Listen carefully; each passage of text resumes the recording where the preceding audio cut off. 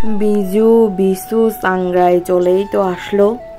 12 তারিখ থেকে শুরু হবে বিজু চাংরাই। তো সবার ঘরে হচ্ছে নাস্তার আইটেম বানানো হবে।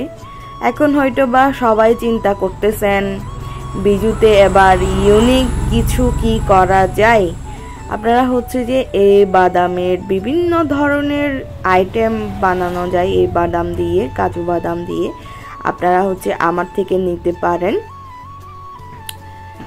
এই বাদামগুলা হচ্ছে যে আমি একটু কম দামে সেল দিতেছি এবার। আগে ছিল হচ্ছে 2200 টাকা, এবার ডিসকাউন্টে হচ্ছে 2000 টাকা দিয়ে হচ্ছে ছাড়তেছি এই বাদামগুলা বিজুতে। আজকে আর কালকে এই 2 দিন হচ্ছে ডেলিভারি দিব, আর পরশু থেকে ব্যস্ত থাকবো। যারা যারা নিতে চান অবশ্যই আমাকে নক করবেন। আর যে এই যে টকজাল মিষ্টি তেঁতুলের লাড্ডুটা, এটাও আপনারা বিজুর আইটেমে রাখতে পারেন। দেখেন মানে মানুষের গন্ধটা পাইলেই খাইতে মন চাইবে। যাদের হচ্ছে হাই প্রেশার আছে তাদের এটা অল্প করে খাইলে হয়, মানে হাই প্রেশারটা কমে যায় আর কি। এই যে দেখতেছেন এটা কোটাতে, এটা হচ্ছে কাঁচা তেঁতুলের আচার, যেটা হচ্ছে বড়ই তেঁতুলের বিচিটাও হচ্ছে চিপিয়ে হচ্ছে খাওয়া যায়। এটা খুবই মজার হয়।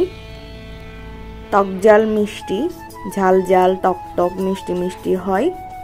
দেখতে যেমন সুন্দর, খেতেও তেমনই মজা। এটা হচ্ছে 150 টাকা ছিল, এখন সেল দিতেছি 120 টাকায়। তো সবকিছু হচ্ছে আপনারা রিজনেবল প্রাইজে পেয়ে যাচ্ছেন। দেখেন আপনাদের মানে আমার দেখে হচ্ছে লোভ সামলাইতে পারি না, আমি খাই ফেলি। আমাদের বাসায় দেখবেন আমাদের ফ্রিজে অল টাইম হচ্ছে যে আচারের বয়াম, যেহেতু হচ্ছে আমি আচার বানাই সেজন্য হচ্ছে আমাদের বাসায় মেহমান আসলেও আমি আচার সার্ভ করি। এখানে হচ্ছে তেঁতুল, আপনারা হচ্ছে নিজেরা তেঁতুল নিয়ে হচ্ছে যে আপনারা নিজেরা আচার বানাইতে পারবেন। আবার এই আচারটাও শুকনো আচারটা আমার থেকে পাবেন, যেটা হচ্ছে 1 বছর আপনারা রাখতে পারবেন, ফ্রিজে রেখে খাইতে পারবেন, রোদে দিয়ে খাইতে পারবেন। কারণ এখানে হচ্ছে একটু পানি মিক্স করা হয় না, এটা পানি ছাড়াই হচ্ছে ভিনেগার দিয়ে আমি বানাইছি, সেজন্য হচ্ছে এটা 1 বছর টিকবে। 10 ধরনের মশলা দিয়ে হচ্ছে বানানো আচারগুলা। তো আমি ডেলিভারি দিতেছি, আপনাদের ক্লিপ লাগবে ছোটদের বড়দের। আজকে অনেকগুলা ডেলিভারি দিব, বড়ই আচার, তেঁতুল আচার, বেনুন থেকে শুরু করে হলুদ গুঁড়া,